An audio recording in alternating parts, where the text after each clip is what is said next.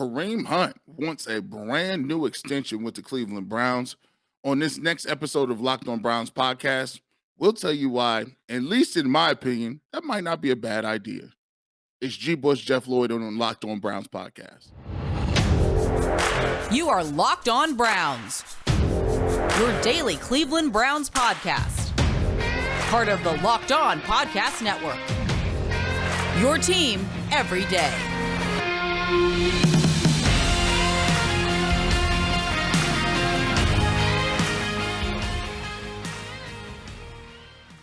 Welcome back, my friends, to the show that never ends. Your daily delivery of all things dog pound. LGB on the LOB, the Locked On Browns podcast, brought to you by the Locked On Podcast Network. Your team every day. Your host, Jeff Lloyd, at Jeff_LJ_Lloyd. Your host, Mr. Garrett Bush, at GBush91. I want to thank everybody, of course, who makes Locked On Browns their first listen day in, day out.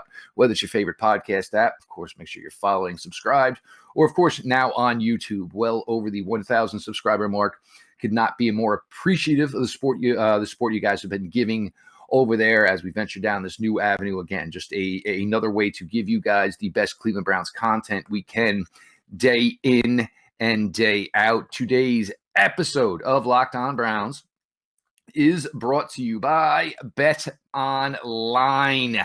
Bet Online has you covered this season with more props, odds, and lines than ever before. So you're looking to get a little wager down before tonight's action. Go ahead and check out Bet Online, where the game starts. As Garrett said, and we'll just go into it here. Obviously, hope everybody had a fantastic weekend, Father's Day weekend. You got Garrett and I's thoughts on that on Friday. Of course, special times for everybody in one way or another. I mean, obviously, it's a great time to spend time with family, or a great time to maybe remember some of the important members of your family that you lost. For me, great night last night. Youngest daughter graduated 8th grade. So crazy for me to even say the two words that I now have two high school daughters. First thing I said to my wife as we were walking out, I'm like, we have two kids in high school. Two kids in high school. Like, when did this happen? But obviously, my daughter Hope, congratulations. Great day for her. Got some things to get in here today. Certainly most interesting, Kareem Hunt. And there's several avenues, and we're going to get into this with Kareem on Kareem Hunt here. Some good for the Browns, some just general about Kareem Hunt, which we'll get to here. A lot of talk about, whether or not, the Browns need or possibly want a new stadium for the Browns in the city of Cleveland. We'll break that down as well. And a couple of questions here. There's still a couple of maybe roster spots that could use maybe an upgrade here before the Browns convene back on July 27th to begin training camp. But Garrett, we get into this here, and Kareem Hunt to ask for a contract extension. For me, there's a couple things into it. Number one, I look at it from a little bit of an unselfish standpoint from Kareem Hunt. We know the player that Kareem Hunt was with the Kansas City Chiefs, the type of player he was, the amount of production he put up. He could easily say or be looking to say, look, I want to go somewhere where I don't have to deal with Nick Chubb on the roster, where I could get paid handsomely. I could put up a statistical output like I have shown in my time with the Kansas City Chiefs, like I have shown in my time with the Cleveland Browns on a limited amount. The other thing I think is for Kareem Hunt, and this is something maybe some people worried about when, everything went on in Kansas City. He ended up getting released, does get signed here to Cleveland, now back in his hometown area. This isn't always the best thing for a player, being necessarily where you're from, having your family close, having some friends close who may not always be the best influence. But for Kareem, it's gone very well to be back home. So he's looking at this this is a really good place for me. Also of the fact that, he values Nick Chubb, really appreciates Nick Chubb as a teammate. I think the two of them really, really push each other so that the Browns get the best out of both players. But I do look at this for Kareem, and the question would be money. What would it take to satisfy Kareem out? Because you're going to be looking at him as a player, as we know what your capabilities are, but we've already got a lot invested in Nick Chubb. You're not going to get the number one running back piece of the pie, so to speak. So it's very, very intriguing, the way this would work out, A, for Kareem, B, what the Browns' interest level would be, and also C, what would be a working number that Kareem's camp would be comfortable with and of course, what the Browns front office would be comfortable with. You know what? I think this might be a move that might really help the Browns. And I think for one or two reasons here. First of all, everything that the Browns do now is going to be kind of measured against how long the quarterback's going to be there, Deshaun Watson, or whether or not he's going to receive a lengthy suspension. So, with that being said, you're going to be running the ball a lot. Both running backs are have missed some time in the last couple years, to be honest with you. Kareem Hunt missed a lot of last year. Nick Chubb for the last 2 years has missed some time. So my thought process is, if you're going to be handing the ball off a lot, you're going to be moving around, you're going to be setting up the pass, play action through running the ball. I think it could pay big dividends for you if Kareem Hunt's not looking for crazy type money. Now, obviously, he's not going to be getting RB1 money. He's not going to be getting something that's like, a crazy, $40 million deal or anything like that. But what it does do is set you up a little better in the case that Nick Chubb gets hurt for 6 games. Nick Chubb gets hurt for 8 games, right? Now, it really pays dividends because you do have a bell cow back now. Now you can move Kareem Hunt up and give him those carries Nick Chubb was getting, and Dearness Johnson can slide right into that third down back position where Kareem Hunt used to be and fill right in.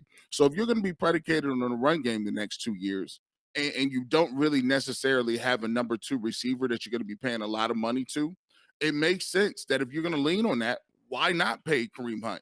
You're not going to be playing Donovan Peoples-Jones or Anthony Schwartz or any of these other guys, and you gave Njoku the money. But for me, I think it might be a good idea to sign him, because to me, I'm looking at it from a standpoint of what is your game plan on offense going to be if Deshaun Watson ain't here? It's going to be a lot of run, a lot of play action, a lot of stuff like that. Lean on the defense. See if Jacoby Brissett can make some manageable throws. And so you're going to need all the running back help you can get. Now, looking at this a little further here, now, if you are part of Kareem Hunt's representation, first thing you're looking at is, you have no guarantees after the season. So God forbid, and knock on wood, you don't want to be in a position where something significant happened to Kareem. An injury like last year, obviously, high ankle sprain, those types of things. That's something where, free agency will be forgiving as far as, signing you to a deal. If something unfortunately were to happen to Kareem, what are you looking at for 2023? You're looking at the 1 year prove it type of deal for a back. And we all know that Kareem is a much better player than that still at this stage of his career. Even whatever you view his age as a player, it's still, you don't look at him technically at that age. His last few years here in Cleveland have been kind as far as usage, workload.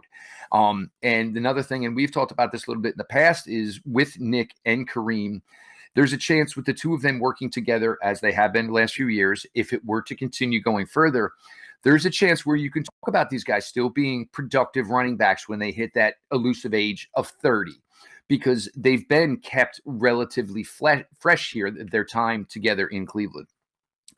For the Browns, there's certainly interest to it. And it's funny that we're having these conversations because we view this front office as so analytic. And this is, one of the things when you're looking at a team that is run, structurally, roster-wise, under an analytic lens, normally the first thought is you don't pay running backs. You just get a bunch of them. They're all cheap, whatever, one in, one out, whatever it may be. But here is a team now that has invested in Nick Chubb. Here is a team now with a decision to make whether or not they want to invest in Kareem Hunt for their future. Like you said, right now in that wide receiver room, and even possibly after this season, if you're looking truly to 2023, technically Amari Cooper's time in Cleveland could be 1 year. So now you're looking at a wide receiver room that you're not paying much money to at all. And like you said, the insurance of having a running back that is something, again, now if this were to happen to Nick Chubb, you have a guy that has the capabilities of 300 touches in a season. His receiving aspect is a special special trait. We saw a little bit from Demetric Felton last year. There's nothing that's going to change your mind to say, is Demetric Felton enough to pass Kareem Hunt? They are certainly not enough to make that case at this point. You have Jerome Ford, who looks like he'll be a player in that backfield for the future. Dearness Johnson, for all intents and purposes, if he's not moved over the summer, you think maybe at that point, his time here in Cleveland would come to an end. I think for the Browns, it's something you consider. You value Kareem. You love what he brings in the backfield. But it's a question of, Kareem wanting to remain here with the Cleveland Browns. But is it also going to be a point where, this is what we take and we value for you for the next 2 years monetarily, where Kareem Camp is going to be okay with that, Garrett? Yeah, a happy medium is what we're looking for. Happy medium. Are we going to be able to give Kareem Hunt something where he can, he says he wants to end his career here? Can we do something where it's friendly to the Browns, where it doesn't, hamper them from doing any other moves and making the team better? And can both sides come up with a number that, just in case Nick Chubb is hurt, you got a guy that could be a number one back and most likely should be a number one back if he was not on this team.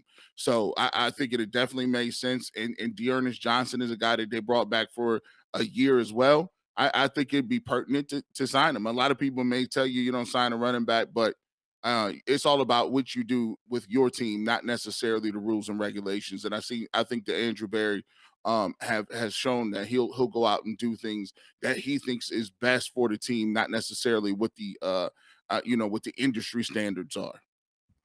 And one last thing here before we start to switch it up. A lot of this could come down to how much time Deshaun Watson ends up missing in 2022, because Deshaun Watson 2022 is on the cap for $10 million.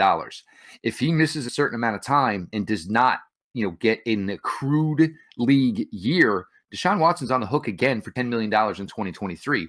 All of a sudden, that big spike in salary may not come till 2024, which means you could find a way to keep Kareem satisfied, keep your team happy with keeping a Kareem, around for 2023. Just some thoughts here. Kareem, great player in his time here. And it'll be interesting to see if something does work out between the Browns and Kareem long term. Going to get some thoughts here on First Energy Stadium. Whether maybe a new stadium is in the best interest of the Cleveland Browns. Maybe it's in the best interest of the city of Cleveland overall. All that and more coming. Locked On Browns, your hosts, Jeff Lloyd and Garrett Bush.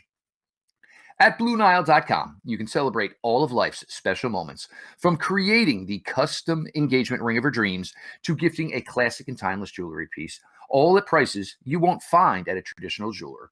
Whether you are ready to pop the question or you celebrating an anniversary, a big birthday, find jewelry as unique as her with the modern convenience of online shopping at BlueNile.com.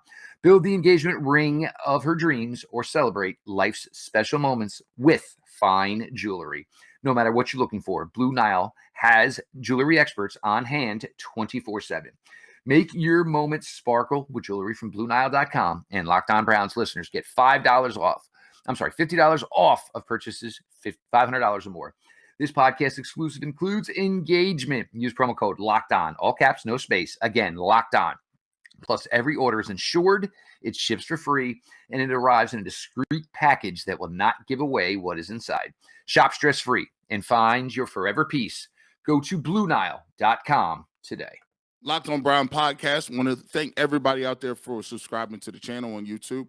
As we did say, we are now over 1,000 subs on YouTube. Now we just continue to rock and roll. I think it's really important that you guys hit that like button. Like button shows the YouTube algorithm that you like Browns content, that you like Browns content, that you like Browns content, and they push our stuff out there. So continue to hit that like button. If you have not subscribed, so right now, continue to subscribe so you can get ready to go for training camp. We're going to be amping things up. Before you know it, it'll be August, it'll be September, and the season will be upon us. You don't want to miss any of our stuff getting you ready for your Cleveland Browns 2022 season. Make sure you're definitely going to follow me at GBush91, follow at Jeff_LJ_Lloyd, and both of those on Twitter, and Locked On Browns on Twitter. This is a conversation in radio where they said this is a evergreen right here. This is a oldie but a goodie. If you ain't got no material, no guest, you kind of hungover, You was drinking with the buddies the last couple days on the weekend. You roll out of bed and be like, man, I ain't got nothing to talk about. It's the summer. Just come out and talk about a new stadium for the Cleveland Browns, and you can get the four phone lines lit up. It'll make yourself feel like you're one of the greatest hosts of all time. But this is always a tried and true little topic when we talk about the Browns. It came out over the weekend that the Browns want a stadium. That's no surprise, but they obviously the publicly funded stadium, community funded stadium, that's also not a surprise because teams are not in the business of spending their own money for stadiums and new projects, which is still to me baffles me. However, the Browns want a new stadium, and they're looking at the $1 billion price tag. Now, let me tell you something, Jeff. I think of it from one or two areas, right? I look at it as far as the economic impact on the city. We're just coming off a pandemic. Prior to that, we're sandwiched in between a financial crisis that happened in 2008. So you go back to 2008, you rebounded a little bit in the financial crisis. The pandemic pretty much wiped all of that out. Inflation is running away. To the city goers, to the people that are paying the tax bill, people are still trying to find people to go to work. Like you got for hire signs, like you can't find nobody even to shelves are dry. They have a whole shipping and receiving deficit. It's a crisis when it comes to getting goods and materials on shelves. I don't think it's the best time in the world to talk about a stadium that's going to be funded by the community. But I will say this: do the Cleveland Browns need one? Sure. And if they do it this time, please let me know, do you guys know you guys rushed, and I gave you a tag. We gave you a break. You rushed to get the Browns back. You rushed in '99 to get the stadium back up. The team came back in 3 to 4 years. You didn't know. Guess what? You got First Energy Stadium. First Energy Stadium, when it came out, it wasn't even state of the art when it came out. It was just a stadium. It was just not. It wasn't a Jag. It was a Jazz. JAS. That was just a stadium. It didn't have no bells and whistles. It didn't have none of that. And plus, all the rest of the facilities, at least, were smart enough to understand that you need something indoors so that you can get more dates out of the city, concerts, rodeos or whatever you want to go, convention center type stuff. You need a dome or a retractable roof in order to make sure that the city can capitalize off of the off days in the off season instead of 8 games in the fall. You need to be able to get some dates in the spring. You need conventions. You need a lot of stuff to be able to come in there and help pay for that stadium. And if you don't have a retractable dome, if you don't have climate control, there's no way you can in Cleveland, Ohio, you can maximize that. So to me, do they absolutely have to have it today? No. But if you want to do some economic development, economic renaissance projects, it will make sense that they need a retractable dome, and Cleveland Brown Stadium does need upgrades in terms of that. I think when you're talking about this is essentially what it's down to is, it's not even building a new stadium. It's building a stadium with a retractable roof. The Browns can use it for themselves however they choose. The Kansas City Chiefs, for example, come in here in late December. That bad boy's going to be open. You get a team of less quality coming in here later in the year. We're going to close that puppy up because we feel that we are just going to be able to beat your doors. But like you said, and with the things you said here, but what would also come along with this? What would come along with this? The ability to host a Super Bowl in Cleveland, Ohio. The ability to host a Final Four in Cleveland, Ohio. These are things that would bring financial, revenue to the city.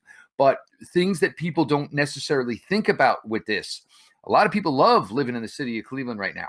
Yet, if the stadium came in and produced money like this, there's people who have nice apartments, don't live far from the stadiums. Guess what?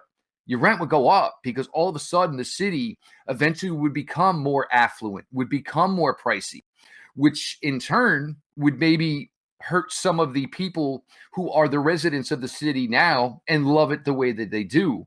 So it's one of those things where, you may ask for something and want something, but not necessarily always check the fine print. So it's a difficult situation from that standpoint. For the city, it would be fantastic. It really would. But again, where is $1 billion coming from? It's a lot of loot. I mean, Garrett, I'm checking my pockets right now. There ain't much in there. I mean, that's a lot of money. Is it something that could definitely happen down the road? Would the Browns probably need, if the Browns could win a Super Bowl themselves, this is something maybe that we could probably talk about here, where the Browns can contribute some more, maybe possibly to it. It's a great idea, and it would certainly be, great for the city. And, you could get some of these large musical acts to say, yeah, we'll come play Cleveland in January. And, where you can use that stadium from January, till, late, obviously by May, June, you can play if the roof's open or not. But certainly something huge for the city. And I think the Browns as a host city for the 2020 NFL draft, obviously folks got to see the 2021 draft, the folks got to see some really good things. Of course, still restricted during that time, but you saw the ability of what maybe Cleveland could be as a host city for a Super Bowl or a Final Four. It's certainly something to talk about. It's certainly something that's interesting. It's a tough call. And, look, I've never stepped foot in the place. Obviously, you have many a time. Could they be in use of an upgrade? And this seems to be where the Browns are leaning. Cleveland says, yeah, we understand we could make it better. So maybe $150, $200 million to make the place better as opposed to a $1 billion price tag. Yeah, it's one of those. And here's the thing too: the Haslams have already bought all that land around the stadium for stadium revitalization. They're looking to bring some other businesses down there, and they've talked about it so many years as far as developing the lakefront and making it something bigger, better. That you can come down with your family and do other things, and the Cleveland Browns Stadium, First Energy Stadium, would probably be one of those things that you would go to, more year round if you had other things down there. So they've already purchased the land. They've already started projects and some of those projects up here in Cleveland. But when you look at it, if you can get and here's another thing, Jeff, I'll say this. If the Cleveland Browns this is the way it usually works. If the Browns are good, look at what happens with other teams. The Indians were good. They got Jacobs Field, right? They started to matriculate and do some things. They got a new stadium. That's usually the way it works. You got to show them something. Fans are very fickle. Taxpayers are fickle. And guess what? If you do have a winning season, people are much more apt to sign up for things like sin taxes and taxes on money and taxes on different things here in Cleveland to help pay for the stadium. It's a difficult spot to be in. Knowing that maybe you need it. But again, I mean, everything comes at a cost, and for the time until it's ready to go. And it's not like you build these big. It's not like you just break ground and these suckers are up in 9 months, 12 months. It's a long process. Of course, the building of the stadium would provide a lot of jobs. Once you have a stadium similar to maybe what they just built in Las Vegas, a lot more jobs would be created. It's a conversation to be had. There's pros and cons to everything. It's one of those things that we'll see. But I think for the time being, it's not something that's essentially on the horizon for the city of Cleveland. We're going to get to a little bit more here. Still make a little roster tinkering that can go on here over the next 5 weeks before the Browns open up camp July 27th. We'll get into that here. Jeff, Lloyd, Garrett Bush, your latest Locked On Browns. Bet Online is your number one source for all your betting needs and sports info. Find all the latest sports developments, league reviews, and news, including the finals of the NHL Stanley Cup and, of course, Major League Baseball. Bet Online is your continued source for all your sporting wagering information, including live betting, esports, and scores. And betonline.net remains the best spot for all your sports scores, podcasts, and news this season. BetOnline.net is the fastest and easiest way to check in on all your favorite sports and events, including MMA, boxing, and, of course, everyone's new betting favorite, golf. Head to the website today or use your mobile device to learn more about the trends in action. BetOnline, where the game starts. Locked On Browns podcast back in the building. G. Bush, Jeff Lloyd. Make sure you guys are definitely checking this out. And we want to thank everybody for making Locked On Browns the first stop of your day. Make sure you continue to download it. If you're listening through our podcast, make sure you can find us anywhere you get your podcast, Apple, Spotify, all that good stuff. Make sure you go ahead and download that podcast as well. Obviously, the YouTube thing is rocking and moving. So definitely keep hitting that like button, keep hitting that subscribe button. So we're down to a couple weeks before training camp, Jeff, and we're looking at the Cleveland Browns from a roster standpoint. There's a couple places where I think the Browns are still looking that could make some possible decisions. I just did get some information the other day. I read it. And Dominican Sue looked like he was going to be up for, trying to go back for a stint with the Buccaneers. Just read an article. It says looks like that Dominican Sue and the Buccaneers, those talks have stalled, and it looks like the Bucs are moving on without him.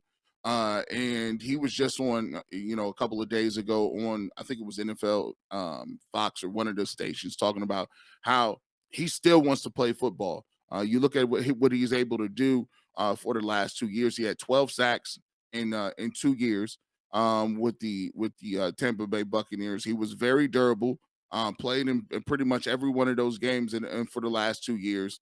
61 tackles. Still not the Ndamukong Suh that he was when he came into the league with Detroit, but still a very formidable, nasty guy in the middle, a guy that can still play, guy still has power, still has some ability to get to the quarterback at a 3 technique position. And for me, he's one of the guys that I would love to see and love to see in here as a guy they bring in later on. I think we talked about it a lot here. I think they're going to let the wide receiver position work his way out with the young guys. So that leaves to me the defensive tackle room as the next the more glaring need of the team in terms of getting to where they want to go and continue to build this defense up to be possibly a top 5 defense. If you can get in Ndamukong Suh, I've been on that. Trust me. Let's go ahead and see what he wants. He can't want that much money. You could bring him in. I don't even care if he play in training camp. He can play. You know what he can do. Just see what we got with some of those young guys. But that would be a big time move to get him and to bolster their defense. You talked about it a little bit earlier. You're a little more interested in the tight end position, right? Oh, first things first, Ndamukong Suh, and this is the way the Browns approach this. Myles Garrett, Jadeveon Clowney. Look, y'all got everybody's phone number. Until you sit down, Big Sue. Well, sit down, a little FaceTime real quick. We'll go pitch it to you here. And, Jadeveon can talk about how good this organization has been to him, keeping him healthy. Hey, it's worth a shot to make that phone call. For me, it's, this team has been so driven for the last 2 years and not nearly as successful as they hoped by 3 tight ends. With Austin Hooper no longer here, David Njoku going to take that jump to be the full-time tight end number 1 for this team. Harrison Bryant certainly going to be a factor for this team. Harrison Bryant is getting better as a blocker. Originally a wide receiver, worked his way through the college ranks. Certainly improving on the blocking standpoint. But I still think this team is in a situation where they're going to need one more. And you're going to look for it's not going to be a big-time contract, but you're going to look for some veteran tight end who has this appeal where the best part of his game maybe is the fact that he's a blocker. I'm going to give one name because it just makes so much sense. Kyle Rudolph. I know there's talks about whether or not Kyle Rudolph is thinking about whether or not his playing days are done. Knows Coach Stefanski well. Spent a ton of time with Coach Stefanski in Minnesota. Played this past season with the Giants. Didn't really work out in that situation, but it's a situation where you can bring in a Kyle Rudolph and say, look, hey, it's $1.5 million. It's, on paper, you can make a little more. It's a lot less work. It might be 15 reps. Some weeks it could be 25. When you're on the field, you are not going to be an option that everybody is keying on. So could be some easy success here for you. For me, Kyle Rudolph, he's got the blocking pedigree. He's got the receiving pedigree. It's not that difficult for him to come into this offense. There won't be a ton to learn, familiar with it with his days in Minnesota. But I would like to get one more tight end in here with more of a blocking reputation. I know everybody talks about Daniel Fells, and Daniel Fells was somebody that we loved. Darren Fells, I'm sorry, on Browns during 2018. Absolutely loved him. but his reputation was never as a blocker. Did have success with Baker Mayfield, went down to Houston afterwards, did have success with Deshaun Watson, but I'm not necessarily sure he's the tight end you were looking for. You were looking for somebody that can assist here, Garrett, with the blocking game. And as we've talked about a lot, if you were going to have to get through that stretch without Deshaun Watson, where the running game is going to be a key, I'd like to shore it up a little bit more with one more tight end with a strong run block resume. Yeah, I think that'll be pertinent, especially when you look at it. I don't think they're going to keep two fullbacks on the roster. You might get one fullback. You might not get any, but go ahead. Yeah, you might not get any for that matter. The Browns are a little weird. You have two fullbacks and like three tight ends on the roster. That's a lot of spots for guys that aren't going to be very big and talk about catching the ball. Most of the time, they're glorified runners, or glorified blockers. So, yeah, I wouldn't mind seeing another tight end here that would be a glorified left tackle that just comes in and is able to block and do some things like that. Don't need one. We'll see if they got one on the roster. We know Bryant and Joku are going to be their two top guys. We'll see if they employ more of a three receiver type technique, or maybe they may have two backs in the backfield and shotgun split backs or something like that.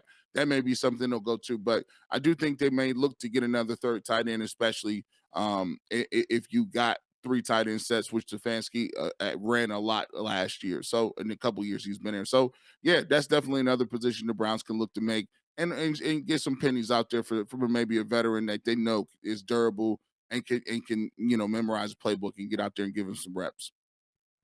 Some thoughts and some possible work here for Andrew Berry and company over the next couple of weeks, as they finalize, what's going to be the 90 that's going to be here in Berea, July 27th, to begin the 2022 Cleveland Browns training camp. We got some thoughts here on Kareem Hunt, asking for an extension to, keep his time here in Cleveland. Of course, the ever engaging topic of a new stadium in the city of Cleveland.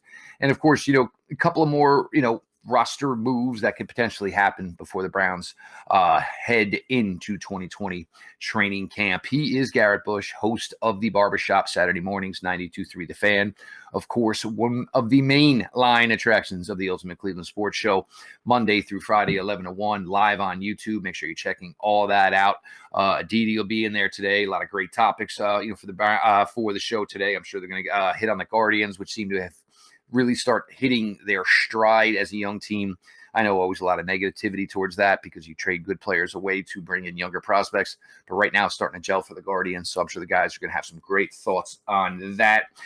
Make sure you're following at GBush91 for me personally, at Jeff_LJ_Lloyd. Show itself at Locked On Browns. Follow back account. DMs are always open. Questions, ideas for the show. This is the perfect time if you want to be involved to get yourself involved. We appreciate everybody that makes Locked On Browns their first listen. Whether it's on your favorite podcast app, follow, subscribe to Locked On Browns, leave those 5-star rating and reviews, or of course, now on YouTube. More than a month in now, well over 1,000 subscribers. The support there has been tremendous. Again, as we will say, we are extremely excited about it, but no means are we satisfied with it. Let's keep those numbers growing up. This is going to be most likely the future of the show. We're never going to go away from the podcast format, but it's always, a way for us to just continue to give you guys the best possible content that we can. All of this being said, this has been your daily delivery of all things Dog Pound. LGB on the LOB. Let's go Browns.